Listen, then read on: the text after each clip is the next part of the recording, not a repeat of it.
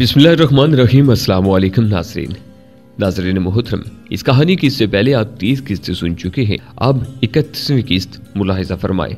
सुदर्शना को अपनी बेटी कबूल करके लाला जी से कह दिया कि हम उन्हें 1-2 रोज में ही विवाह की तारीख से आगाह कर देंगे।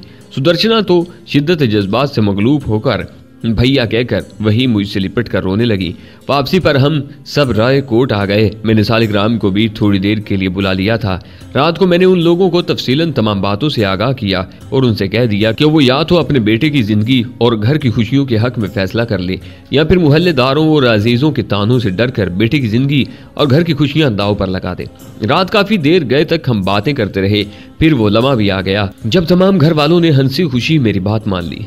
सुबह हमने पंडित को बुलवाकर मुहूर्त निकलवाया और अगले शनिवार को शुभ घड़ी जानते हुए उस तारीख पर शादी का फैसला कर लिया। हिंदू रस्म के मुताबिक फौरन घर में ढोलक बजने लगी और मोहल्ले भर में खबर फैल गई। पहले पहल तो लोगों ने नाक मुंह चढ़ाई। जब घर से किसी ने भी इस बात की परवाह न की तो लोगों की जुबान भी बंद हो गई।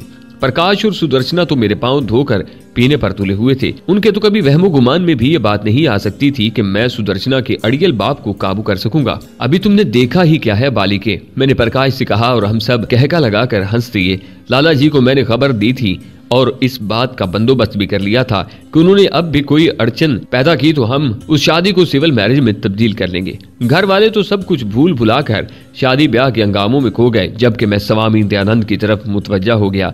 मुकर्रर वक्त पर मैं, अशोक और मनोहर सिंह मुकम्मल तैयारी के साथ स्वामी दयानंद के आश्रम की तरफ बढ़ रहे थे। हमारी इतलात के मुताबिक स्वामी ने आश्रम से बाहर निकलना करीबन बंद कर रखा था, लेकिन आज बदकिस्मती से आश्रम से बाहर ले आई थी। एक धार्मिक समागम में शिरकत के बाद वो रात को काफी देर गए आश्रम की तरफ वापस आ रहा था। जब उसकी कार मतलूबा मकाम पर पहुंची तो मैंने तयशुदा प्रोग्राम के मुताबिक एक झाड़ी की ओट में छुपे छुपे एक साइकिल जिस पर एक गठड़ी इस अंदाज में बनी थी कि दूर से उस पर बैठा सवार नजर आए, उसकी कार के आगे लड़खा दी। ड्राइवर उस अचानक सूरत हाल से इतना घबराया कि वो गाड़ी को कंट्रोल करते करते दरख्त से जा टकराया। उसके साथ ही अशोक और मनोहर सिंह दोनों ने एक ही वक्त में 2 दस्ती बम उस पर फेंक दिए। जोरदार धमाका हुआ और कार के अपने मुसाफिरों समेत परखचे उड़ गए। धमाका इतना जोरदार था कि अगरचे अपनी कार्रवाई सरंजाम देने के बाद मैं काफी फासले पर पहुंच गया था, मगर उसके बावजूद मुंह के बल जमीन पर आ रहा और न जाने कितनी देर यूं ही पड़ा रहता। लेकिन फौरन उठकर खड़ा हुआ क्योंकि हमारी तवक्कात के बिल्कुल बरक्स पुलिस की गश्ती जीप का सायरन फिजा में गूंजने लगा था। नक्सलबाड़ी तरबियत याफ्ता गुरीलों की तरह मंसूबा तरतीब देते थे और उन्हीं के से अंदाज में इस पर काम करते थे। मेरे इल्म में कम अज कम ऐसा कोई वाकया नहीं था कि पुलिस ने कभी किसी नक्सलबाड़ी को मौका वारदात से गिरफ्तार किया हो। उसकी वजह सिर्फ ये थी कि वो अपनी वारदात के नतीजे में पेश आने वाले तमाम मुमकिन नताइज पर गौर करके तमाम खतरात का सद्देबाब भी पहले से ही सोच लिया करते थे। यहाँ भी तकरीबन ऐसी ही सूरत हाल दरपेश थी। जिस जगह हमने स्वामी दयानंद को मारने का मंसूबा बनाया था, ये सड़क एक जैली सड़क थी और बहुत कम पुलिस की पेट्रोलिंग पार्टियां इस तरफ आती थीं। लेकिन शायद धमाके की आवाज ने जो चारों तरफ फैल गई थी किसी पेट्रोल पार्टी को सूरत हाल की संगीनी का एहसास दिला दिया था और वो लोग अब सायरन बजाते उसी तरफ आ रहे थे। मंसूबे के मुताबिक हम तीनों को अब 3 मुख्तलिफ अतराफ में सफर करना था।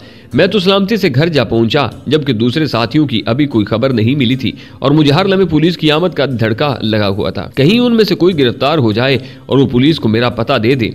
अलल सुबह मैंने सबसे पहले दोनों की खैरियत दरियाफ्त की और जब उनके महफूज होने की इत्तला मिली तो जान में जान आई।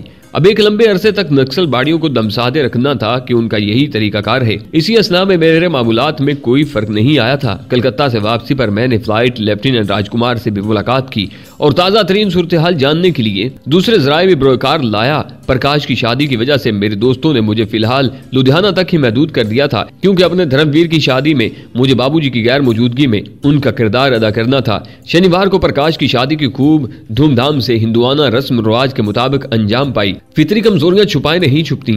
जब सुदर्शना अपने घर से अलविदा होते वक्त मुझसे लिपट कर रोई तो बेख्तियार मेरे सीने में एक होक उठी। मेरी बहन जो पाकिस्तान में झोली फैलाए मेरी सलामती के लिए 10 बदुआ थी, सुहाग का सुर्ख जोड़ा पहने मेरे सामने सवाल बनकर आन खड़ी हुई और मुझे यूं लगा जैसे मैं उसे ही अलविदा कह रहा हूँ। उस रोज मैं भारत में पहली मर्तबा बेइख्तियार रो दिया। आंसू थे कि उमड़ चले आ रहे थे। अपना देश, अपनी मिट्टी, अपने लोग सभी इकट्ठे होकर मुझे रुलाने आ रहे थे। लेकिन फिर ये रोशन चिराग आहिस्ता आहिस्ता बुझते चले गए। वो तो दूर थे, मुझसे कितने ही दूर। शादी के अगले ही रोज सुदर्शना और प्रकाश मेरे साथ बाबूजी से आशीर्वाद देने पहुंच गए। हमने खसूसी दरख्वास्त पर मुलाकात की सहूलत हासिल की थी और सरकार ने भी हातम की कब्र पर लात मारते हुए इजाजत दे दी थी। बूढ़ा कामरेड, जो खूनी रिश्तों से ज्यादा नजरियाती रिश्तों का कायल था, पहले तो पत्थर बना दोनों को देखता रहा, फिर बिलक उठा, लेकिन सियाना था, जल्दी अपने जज्बात पर काबू पा गया। शायद कुदरत को यही मंजूर है कि उस घर में जो भी खुशी आए वो तुम्हारे वास्ते से आए। बाबूजी ने मुझे सीने से लगाते हुए कहा।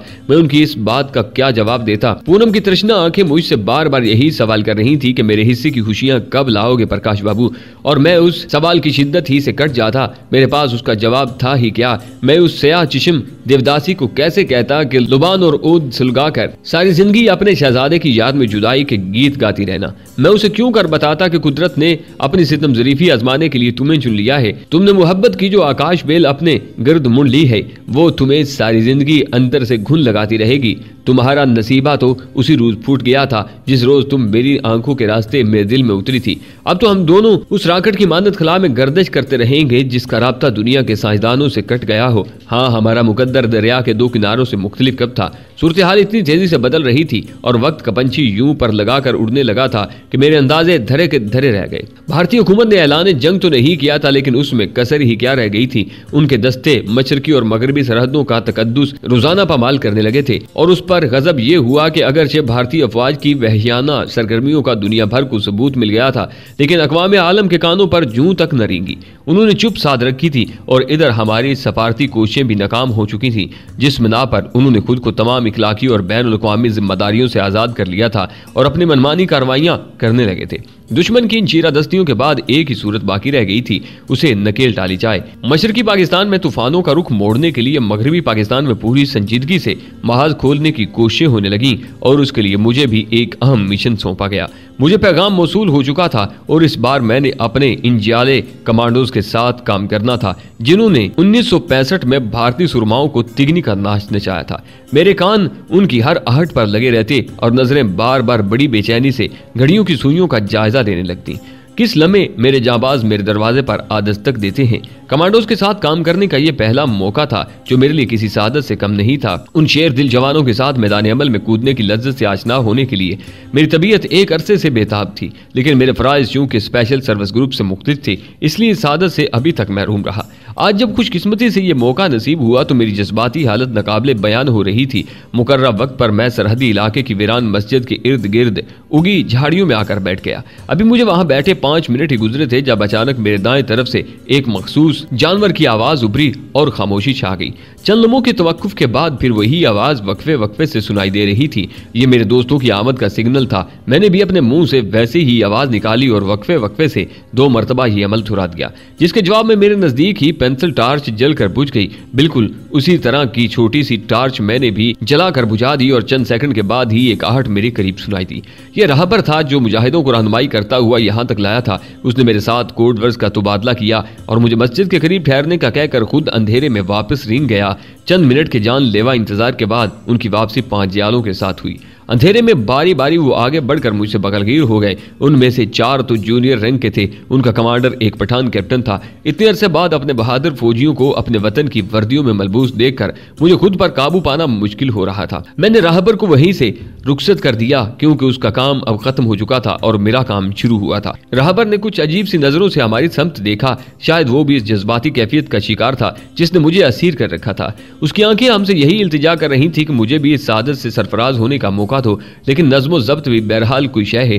जिंदगी में सभी कुछ जज्बात ही तो नहीं होते। राहबर के रुखसत होते ही मैंने कैप्टन को आंखों ही आंखों में इशारा किया और एक समत को चल दिया। वो लोग अपनी ट्रेनिंग के मुताबिक बिखर कर मेरे पीछे पीछे आ रहे थे और मैं उनको लेकर यहाँ से एक दूसरे ठिकाने की तरफ जा रहा था, क्योंकि मेरी पहली कमीनगाह का इल्म राहबर को था और उसकी मुमकिन गिरफ्तारी की सूरत में अपने अकीदे की सच्चाई के बावजूद बशरी कमजोरियों को मद्देनजर रखते हुए इस बात का कभी इम्कान था कि तशद्दुद की ताब न लाते हुए वो अपने सयादों को उस ठिकाने से आगाह कर दे और हम कुछ करने की हसरत ही दिल में लेकर मर जाएं। करीबन 2 घंटे तक मैं अपने हमराइयों को मुख्तलिफ खेतों, खलियानों, नदी नालों से गुजारता अब उस जगह पहुंच चुका था जिसे मैंने उनके ऑपरेशन रूम के लिए चुना था। ये भी एक गांव से 150-200 मील के फासले पर अहिंसा के पुजारियों की खबासत का निशाना बनी एक शहीद मस्जिद थी, जिसे मन्नू जी के खूनखार भेड़ियों ने क़याम पाकिस्तान के बाद शहीद करके अपनी मजहबी असमियत की भीड़ चढ़ा दिया था। मैं चाहता था कि मस्जिद के उन्हीं खंडरात में बैठकर जहां से मेरे इस्लाम की हय्या अलल फलाह की आवाजें चारों तरफ गूंजकर बुत परस्ती के गुरूर को खाक में मिलाया करती थी, मेरे जाले करून औला की तारीख एक मर्तबा फिर दोहराएं और ब्राह्मणी साम्राज्य को खाक का ढेर बनाकर रखते। ऐसी मसाजिद के सेन में न जाने काली के पुजारियों ने कितने मुसलमानों का लहू बहाने के बाद उन्हें शहीद किया था, लेकिन अब वो उनके नजदीक भटकने से भी डरते थे। उनके ज़हनों में यह बात समा गई थी कि यहाँ मकतूलों की रूहें कयाम पजीर हैं, जो किसी भी लम्हे उनकी जान ले सकती हैं। शायद इसी वजह से अक्सर देहाती इलाकों में उन शहीद करदा मुजाहिदों के इर्द गिर्द करीबन मील मील के फासले तक आबादी का नामो निशान दिखाई नहीं देता था, ना ही उनके ज्यादा नजदीकी जमीन को जेर काश्त लाया जाता है। ऐसे मनाजर देखकर मैं अक्सर सोचा करता, ऐसी बुज़दिल कौम को जो मुसलमान शहीदों की रूहों से खौफ खाती है, आखिर कौन सी ताकत बरसे हुकूमत रखे हुए है। उनके किरदार को घुन लग चुका, उनके पास सिवाय बेहयाई और मुनाफिकत के और रह ही किया गया है। तब मुझे अपने सवालों का एक ही जवाब सूझता कि उसका सबब सिर्फ मेरी कौम की बेहिसी बरसे इक़्तिदार तबके की मसलहत कोशी और लीडरों की प्रेम सभाई ज़हनियत है। बदकिस्मती से अभी तक मेरी मुकद्दस सरजमीन पर ऐसे लोग बज़म ख्वेश लीडर बने फिरते थे, जिन्होंने कभी सदके दिल से पाकिस्तान को तस्लीम ही नहीं किया था। अपनी इस्लाफ की अजमतों के उन खंडरात में बैठकर मैंने न जाने कैसे कैसे सपने देखे। मेरा दिल गवाही देता था कि जिस रोज मेरी कौम ने हिंदू और हिंदू ज़हनियत के हामिल पाकिस्तानियों की असलियत जान ली, वो भारत माता की मौत का दिन होगा। एक मरतबा मेरे कश्मीर के जाले अगर अज़म करके उठे तो मुमकिन ही नहीं कि वो वहां सभाइयों के ताबूत में आखिरी कील ठोंके बगैर पलट आए। काश मेरी भोली कौम हिंदू ज़हन की जलदरबाजियों से आगाह हो सके। ऐ काश अपने मेहमानों की मेहमान नवाजी के लिए मैंने चाय से भरा थर्मोस अपने पास रखा था। सबसे पहले मैंने उनकी तवाज़ो चाय से की, फिर कैप्टन के इशारे पर उनके चारों साथी उस जगह के चारों तरफ बिखर कर पहरा देने लगे, जबकि कैप्टन साहब एक नक्शा बिछाकर मेरे सामने जमीन पर बैठ गए। एक छोटी सी टार्च की रोशनी में उन्होंने अपने टारगेट की निशानदेही की। ये एक फौजी नौइयत का पुल था जिसे वो तबाह करने आए थे। कश्मीर में निजाम रसद और मवासलात का इन्हिसार इन छोटे छोटे पुलों पर है, जो तेज रो पहाड़ी नदी नालों पर बनाए जाते हैं। ऐसे पुलों की हैसियत भारतीय आर्मी के नजदीक शहरक की तरह होती है। अगर एक दो पुल भी तबाह हो जाएं तो फौज का बहुत बड़ा हिस्सा मफलूज होकर रह जाता है। पुलों की इसी अहम नोयत के पेश नजर यहाँ हर वक्त फौज तैनात रहती थी और ऐसे अहम नोयत के पुलों के दोनों इतराफ में मजबूत मोर्चा बनियां की जाती हैं। उनके साथ साथ पाकिस्तानी कमांडोज के मुमकिन हमले के पेश नजर यहाँ बड़े बड़े पुख्ता बैंकर तामीर किए गए थे, जिसका सिलसिला अंदर ही अंदर काफी दूर तक फैलता चला गया है। इन बिखरी हुई पोजीशनों पर मोर्चा जन अफवाज के लिए जगह जगह पेट्रोल डंप और गोला बारूद के जखीरे भी रखे जाते थे और उन जखायर से पोजीशनों तक असला लाने जाने के लिए यहाँ फौजी गाड़ियों का तांता बंधा रहता था और उनकी नकलो हरकत जारी रहती थी। पाकिस्तानी कमांडोज और कश्मीरी हुर्रियत पसंद चुप कर अचानक हमला करते और ज्यादातर असले के डिपो, पेट्रोल के मराकज और फौजी कन्वाय को अपनी सरगर्मियों का निशाना बनाया करते थे। ऐसे किसी पुल की तबाही से भारतीय अफवाज की सप्लाई लाइन अच्छा खासा शिगाफ पड़ जाता था, जिसको पुर करना उनके लिए फौरी तौर पर नामुमकिन हो जाता, क्योंकि अक्सर व बेशतर एक के फौरन बाद उन्हें दूसरी नागाहानी हमले का सामना करना पड़ता। ये सरफरोश भी एक ऐसे ही अहम नोयत के पुल को तबाह करने आए थे। सबसे अहम काम था अपने टारगेट को अपनी आंखों से देखकर उसका भरपूर जायजा लेना, ताकि उसकी तबाही के लिए मुअस्सर मंसूबा बंदी की जा सके। मैं तो उस पुल से 2-3 मरतबा गुजर चुका था, लेकिन कैप्टन साहब को उसका नजारा करवाना फिर भी जरूरी था, जिसका बंदोबस्त मैंने पहले ही कर रखा था। इर्द गिर्द के मकामी देहातों से जो लोग पठानकोट या जम्मू जाते थे, उन्हें उस पुल से गुजर कर जाना पड़ता था। सिवाय इसके कोई चारा नहीं था। अल्ल सुबह कैप्टन साहब ने अपने साथियों को जरूरी हदायत देकर वहीं छुप कर इंतजार करने का हुक्म दिया और खुद मेरे साथ देहातियों के लिबास में चल दिए। मैंने उनकी सुर्ख और सफेद रंगत के पेश नजर उन्हें मकामी पंडितों के से अंदाज में कपड़े पहनाए थे।